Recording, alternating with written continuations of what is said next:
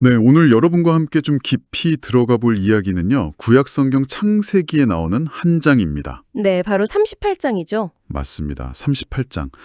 어쩌면 성경에서 가장 좀 논란이 많다고 해야 할까요?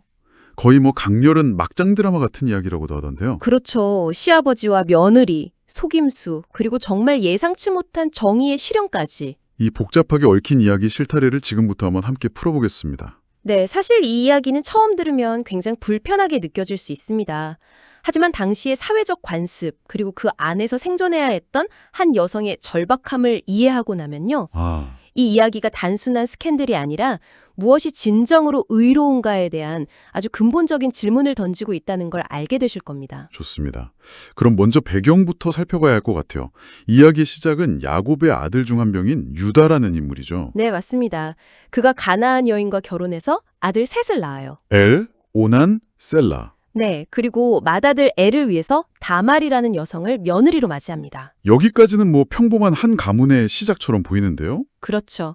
그런데 이야기가 시작부터 급격한 비극으로 빠져듭니다. 바로요. 네, 본문을 보면 맏아들 엘이 여호와 보시기에 악했다는 이유로 갑자기 죽음을 맞이해요. 구체적인 이유는 안 나오는군요. 네, 그냥 그렇게만 나와요. 중요한 건 그가 아들이 없이 죽었다는 사실입니다. 바로 이 지점에서 계대혼이라는 우리에겐 굉장히 낯선 당시의 관습이 등장하게 되는 거죠. 계대혼이요? 그게 정확히 어떤 제도인가요? 형이 자식 없이 죽으면 동생이 형수와 결혼해서 아이를 낳아줘야 하는 거예요. 아, 형의 대를 이어주기 위해서요? 맞습니다. 가문의 대가 끊어지는 것을 가장 큰 불행으로 여겼던 고대 사회에 뭐랄까 일종의 사회 안전망이었죠. 그래서 유다가 둘째 아들 오난에게 말합니다. 내 형수에게 들어가서 남편의 동생 된 의무를 다해라. 아, 그러니까 동생이 의무적으로 형수와 아이를 낳아줘야 했다는 거군요. 그런데 오난은 그 의무를 따르지 않죠. 맞아요.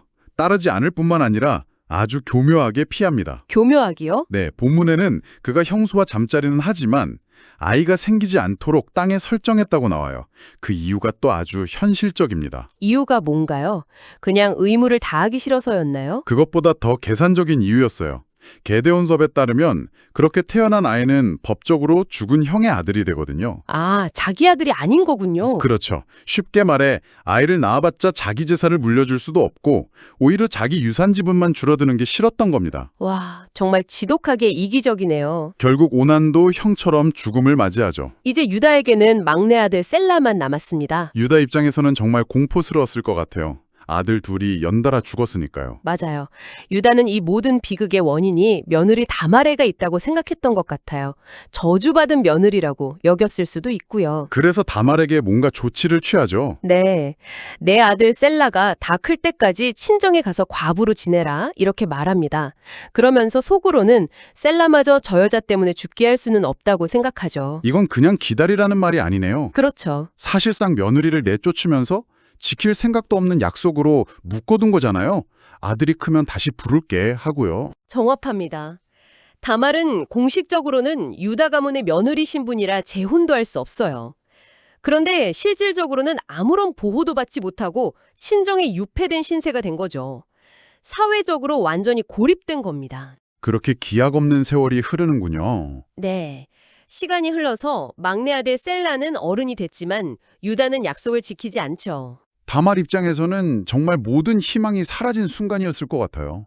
이대로 그냥 잊혀서 죽으라는 거니까요. 바로 그때 다말에게 어떤 소식이 들려옵니다. 어떤 소식이죠? 시아버지 유다의 아내가 죽고 유다가 양털을 깎기 위해 딥나라는 곳으로 온다는 소식이었습니다. 당시에 양털 깎는 일은 큰 축제 같은 거라 분위기도 좀 들떠 있었고요. 아, 다말은 이 소식을 듣고 더 이상 기다리지 않기로 결심합니다. 스스로 자기 권리를 찾기 위한 아주 대담하고 위험한 계획을 세우죠. 그 계획이라는 게 정말 상상 추월이던데요. 그렇죠. 과부 옷을 벗고 너울로 얼굴을 가린 채 길가에 앉아 자신을 창녀처럼 위장하잖아요. 아니, 어떻게 이런 생각을 할 수 있었을까요? 그만큼 절박했다는 뜻이겠죠. 본문도 명확히 말합니다. 셀라가 장성했는데도 자기를 아내로 주지 않았기 때문이라고요. 아, 이건 단순한 복수가 아니라 유다가 저버린 계대혼의 의무를 자기 방식대로 이행하게 만들려는 처절한 자기 구제 행위였던 셈입니다. 그녀의 동기는 이해가 가지만 그래도 이건 명백한 속임수잖아요. 시아버니를 속이는 거고 사회적으로 보면 굉장히 부도덕한 행동인데 이걸 과연 정당하다고 볼 수 있을까요? 바로 그 지점이 이 이야기의 핵심입니다. 무엇이 더 부도덕한가? 약속을 어기고 한 사람의 인생을 내팽개친 권력자의 위선인가? 아니면 그 불의에 맞서기 위해 사회적 금기를 깨트린 약자의 생존 투쟁인가? 이야기는 우리에게 이 질문을 계속 던집니다. 그리고 바로 그때 그 길을 지나던 유다가 다말을 발견하죠. 네, 잠깐만요. 며느리인 줄 모르고 시아버지가요. 이건 정말 상상도 못한 전개인데요. 유다는 얼굴을 가린 여인이 자기 며느리일 거라고는 꿈에도 생각 못하고 그저 창녀라고만 생각합니다.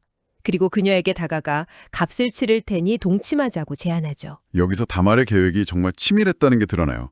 그냥 돈을 받지 않고 담보물을 요구하죠. 맞아요. 약조몰이라고 표현되는데 이게 결정적인 역할을 하게 됩니다. 유다가 염소 새끼 한 마리를 주겠다고 하니까 다말이 그럼 그걸 가져올 때까지 증표가 될 만한 물건을 맡겨달라고 요구하죠. 네, 그냥 하룻밤을 보내는 게 목적이 아니라 이 만남을 명백히 증명할 증거를 확보하는 게 진짜 목적이었던 거죠. 아니 잠깐만요. 담보물이라니요.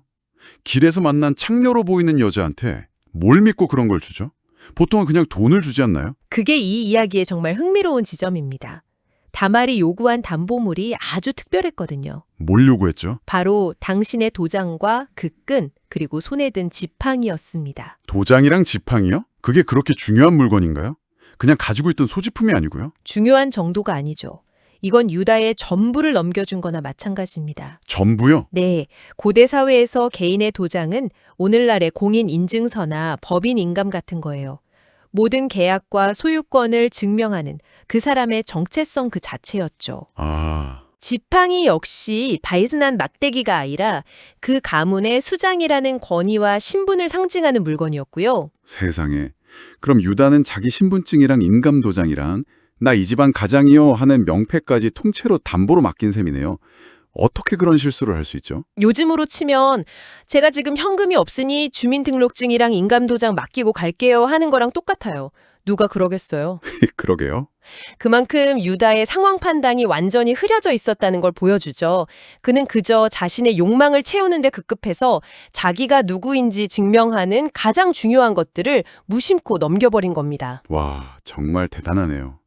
결국 유다는 친구를 시켜서 염소 새끼를 보내고 담보물을 찾아오라고 하지만 당연히 다말은 이미 사라지고 없었겠죠. 그렇죠. 심지어 동네 사람들은 여기는 창녀가 없다고 말하고요. 유다는 결국 담보물 찾기를 포기하는군요. 네, 망신을 당할까봐 두려워서 그냥 그 여자가 가지게더라 우리가 부끄러움을 당할까 두렵다라면서 덮어버리죠. 여기서 유다의 이중성이 드러나는 것 같아요. 맞습니다. 며느리에 대한 공적인 의무는 헌신짝처럼 버렸으면서 자기 개인의 체면과 평판은 잃을까봐 전전긍긍하는 모습이죠. 유다는 이 일을 그냥 돕고 넘어갔지만 다말의 계획은 이제 시작이었던 거죠. 이대로 조용히 끝날 리가 없잖아요. 맞습니다. 석 달이라는 시간이 흐릅니다. 그리고 마침내 올 것이 오죠. 어떤 소식인가요? 유다에게 충격적인 소식이 전해집니다. 당신의 며느리 다말이 행실이 단정치 못하여 임신했습니다. 이 소식을 들은 유다는 불같이 화를 내죠. 자기 잘못은 까맣게 잊고 가문의 명예를 더럽혔다면서요? 당시 가부장 사회의 법에 따라 그는 지체 없이 가장 가혹한 판결을 내립니다. 그를 끌어내어 불태워 죽여라. 자신의 의무불이행으로 다말을 벼랑 끝으로 내몬 장본인이 이제는 정의의 심판자인 척 그녀를 처형하려 하는 그야말로 위선의 절정입니다. 정말 끔찍하네요. 모든 것이 다말에게 불리한 상황인데 하지만 다말에게는 비장의 카드가 있었죠. 네, 죽음의 위기 앞에서 다말은 아주 침착하게 움직입니다. 자신이 끌려나가면서 사람을 지켜 시아버지 유다에게 조용히 무언가를 전달하게 하죠. 바로 그 담보물들이군요. 네, 그날 밤 받았던 담보물들입니다. 그러면서 이런 말을 전하게 합니다. 보십시오. 이 물건의 주인 때문에 제가 임신했습니다. 이 도장과 끈과 지팡이가 누구의 것인지 잘 살펴보십시오. 와, 정말 영화의 한 장면 같아요. 모든 사람들이 보는 앞에서 유다의 물건들이 공개되는 순간 분위기가 어땠을까요? 아마 완전한 정적이 흘렀을 겁니다. 그렇죠. 유다는 자신의 도장과 지팡이를 보는 순간 모든 것을 깨달았겠죠. 석 달 전 그날 밤의 일, 자신이 저버린 약속, 그리고 며느리의 절박한 계획까지. 그는 더 이상 아무런 변명도 할 수 없었습니다. 수많은 사람들 앞에서 자기 손으로 자기 죄를 증명하게 된 셈이니까요. 그리고 유다는 자신의 패배를 인정하죠. 인정하는 것을 넘어 아주 충격적인 선언을 합니다. 바로 그는 나보다 옳도다.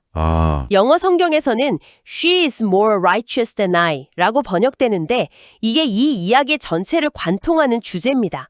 그녀가 나보다 더 의롭다. 가문의 최고 권력자인 유다가 아무 힘도 없던 며느리 앞에서 내가 틀렸고 당신이 옳았다고 공개적으로 인정한 거군요. 네, 판이 완전히 뒤집힌 거죠. 그는 나보다 옳도다. 이 한마디로 모든 상황이 역전되네요. 불타 죽을 뻔했던 며느리는 자신의 정당성을 입증받고 심판자였던 유다는 모든 사람 앞에서 죄인이 되는 순간이군요. 맞습니다. 다말의 행동이 사회적 통념으로는 비난받을 수 있지만 그 동기에 있어서는 유다의 위선적인 불의보다 훨씬 더 정의로웠다는 것을 인정한 겁니다. 그 이후에 유다는 어떻게 했나요? 유다는 그 선언 이후 다시는 그를 가까이 하지 않았다고 기록되어 있어요.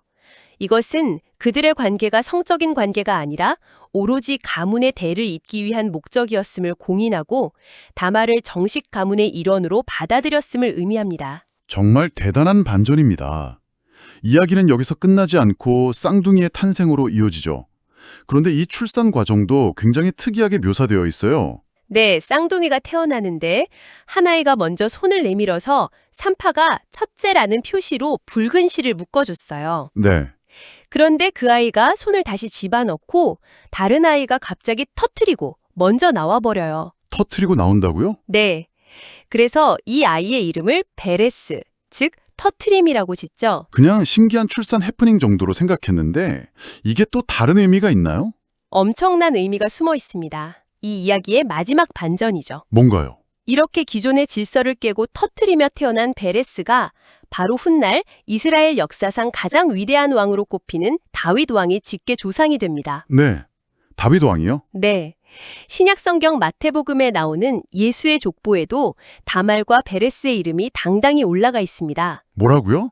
그럼 다말의 이 모든 파격적인 행동이 결과적으로는 이스라엘 왕가의 혈통을 잇는 결정적인 계기가 되었다는 말씀이신가요? 바로 그겁니다. 사회적으로 버림받고 죽을 뻔했던 한 여인의 절박한 생존 투쟁이 역설적으로는 가장 중요한 역사의 물줄기를 만들어낸 셈이죠. 붉은 실을 묶었던 아이를 제치고 베레스가 먼저 태어난 것도 어쩌면 인간적인 순서나 계획을 뛰어넘는 어떤 상징적인 장면일 수도 있겠네요. 네, 그렇게 해석할 수 있죠. 새로운 역사가 시작됨을 보여주는 겁니다. 와, 오늘 이 이야기를 다시 보니 정말 새롭게 다가오네요.